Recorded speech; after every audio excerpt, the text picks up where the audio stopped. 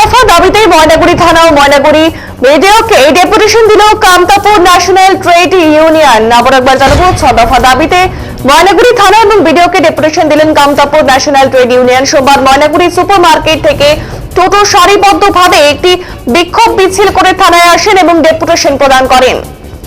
এরপর ময়নাগুড়ি ব্লক সমষ্টি উন্নয়ন আধিকারিককে এই দাবিপত্র তুলে দেওয়া হয়। জানা গেছে সংগঠনের তরফে 6টি দাবিকে সামনে রেখে এই ডেপুটেশন। মূলত বিভিন্ন রাজনৈতিক দলের টোটো ইউনিয়নের পাশাপাশি তাদের সংগঠনকেও রোটেশন ভাবে টোটো চলাচলের অনুমতি দিতে হবে।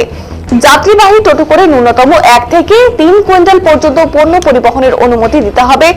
গ্রামীণ এলাকা থেকে জাতীয় সড়কে ওঠার জন্য ক্রসিং এর দাবি জানানো হয়। ক্রসিং এর অভাবে অনেক সময় ভুল দিক দিয়ে অনেকটা পরে আসতে হয় টোটো চালকদের। পাশাপাশি জাতীয় সড়কে টোটো ওঠায় নিষেধাজ্ঞা জারি করেছে প্রশাসন। অবিলম্বে বিকল্প রাস্তার ব্যবস্থা করে তারপর যেন টোটো জাতীয় সড়কে ওঠা বন্ধ করা হয়।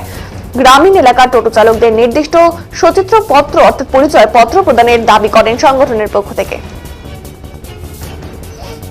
প্রশাসনিক বিভিন্ন রকমের অত্যাচার হচ্ছে, যেমন টোটোতে মাল ওঠে দেয় না, হাই রোডে চলিয়ে দেয় না, এই সমস্ত ব্যাপারেই আর কি ডেপুটেশন দিয়ে বেড়াচ্ছি। কয় দফা দাবি? 6 দফা। আচ্ছা, আজি কোটে কোটে ডেপুটেশন দিয়েছেন থানা বাদে? আজি থানা দিনই এলা দিমু বিডিও অফিসত।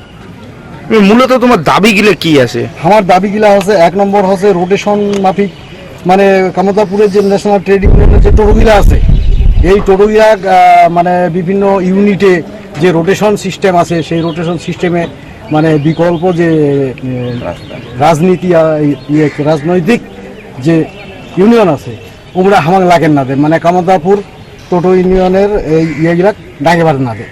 তো এইটার ব্যাপার নিয়ে দৃষ্টি আকর্ষণ করেছি আমরা থানা, যে আমরা আইনটা হাতত তুলি নানি থানাক আমরা কয়া দিছি যে হামাল্লার এই কামতাপুর ন্যাশনাল টোটো ইউনিয়নগুলা যাতে ওই রোটেশনগুলার অধিকার পায়। আমরা তো ওটেকারের বাসিন্দা, কামতাপুরের বাসিন্দা, পার্মানেন্ট বাসিন্দা, অথচ কেনে ওই রোটেশনের অধিকার আমরা পাওয়ার না, সেই অধিকারের ভিত্তিতে আমরা এই ডেপুটেশন দিয়েছি।